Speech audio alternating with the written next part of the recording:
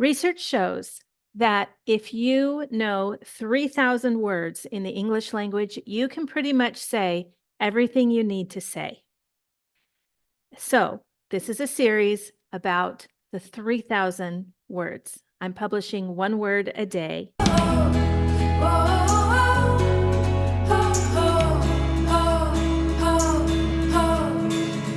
The word classic. So, I gave you a picture here of a classic car. Classic is often old, but it is a positive. If something is a classic, then we really revere this thing. Classic, we have classical music. That's music that's a certain style. We have classic cars. If someone is a classic person, they can be it means that their style and their grace fits with what you think is just classic. This is classic. Classic movies. Usually, if a classic person, they'll remind you of those old movies. We use it as an adjective. The classic design of the car has made it a timeless favorite among collectors. Classic design. It means, so classic is something that no matter what, it's going to be in style because it is held in high regard. It's classic. The classic design of the car has made it a timeless favorite among collectors. She enjoys reading classic literature, especially novels from the 19th century. Classic literature. I would say this is also an adjective. Classic literature, but we do say it's a classic. This is a classic. Then we're using it as a noun. This book is a classic. They watched the classic movie from the 1950s, appreciating its charm and storytelling. The play has become a classic in the world of theater, known for its enduring themes and powerful performances. So this is helpful to identify or to define the word classic. Classic is enduring and powerful. Okay? I want you to look at this sentence right here. We have some things going on in this sentence that if you know how to read, then you can find the context clues. So let's say you don't know what the word classic means, but you know what enduring means and you know what powerful means.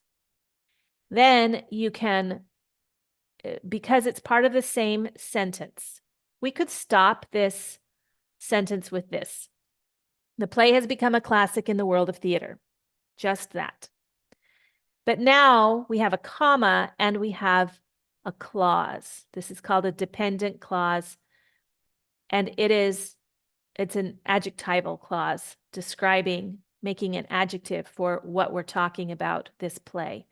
Known for its enduring themes and powerful performances. This is what makes it a classic. Okay, so if you know how to read for context clues, look and see if there's a comma and then a little more information to help you understand a new vocabulary word. It was a classic example of a misunderstanding where both parties assumed the worst. A classic example means this kind of an example will happen a lot. It's something that has happened forever, these classic examples. So the opposite of classic might be modern. It might also be fad or trend. Fad, trend, modern.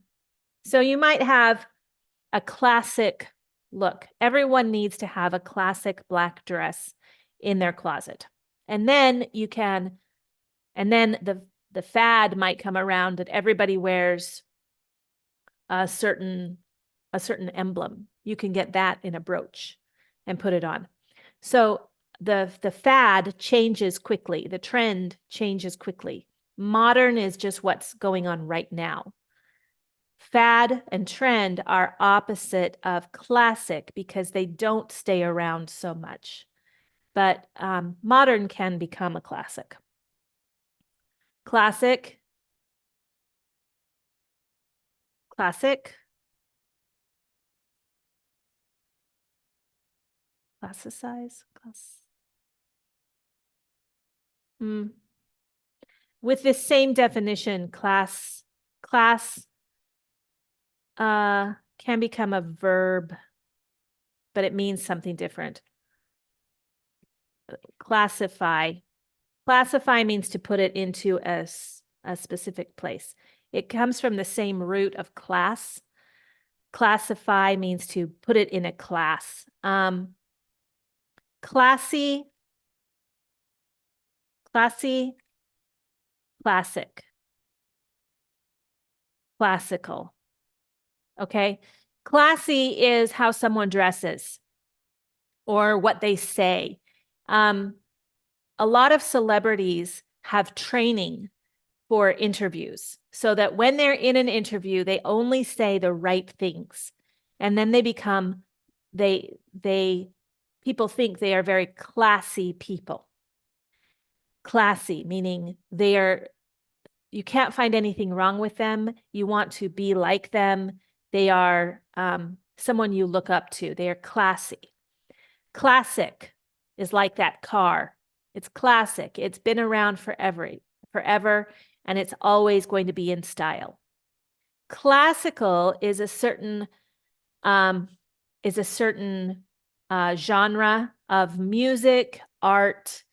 It's generally very old, and neoclassical would be a new form of that old classical style.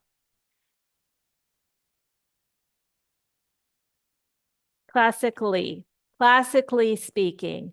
So if I'm going to speak about the classics, or if I am speaking in a way that the classics, that classically speaking, it's a timeless, or historically, they've been speaking this way. I hope that you've enjoyed this video. I hope that you use these words. Try to use the word of the day 5 times today as you speak to people around you. And if you aren't speaking English to people, then a good practice is to just record yourself speaking English. Maybe record in your daily journal what you did every day. Speak English to your journal, or write English in your journal. And it doesn't have to be correct English. It just needs to be you speaking and practicing saying these words. Okay? If you have a question, you say something or you write something that you're not sure about, a sentence or so, put it in the comments below. I read these comments and I will correct the sentence and tell you exactly how to say it. But don't just say the sentence, put in, is this correct? And then write your sentence. And then I can correct it and give you a little bit of feedback on that sentence in the comments from this video. Thank you for watching, and I will see you in the next video. Bye-bye.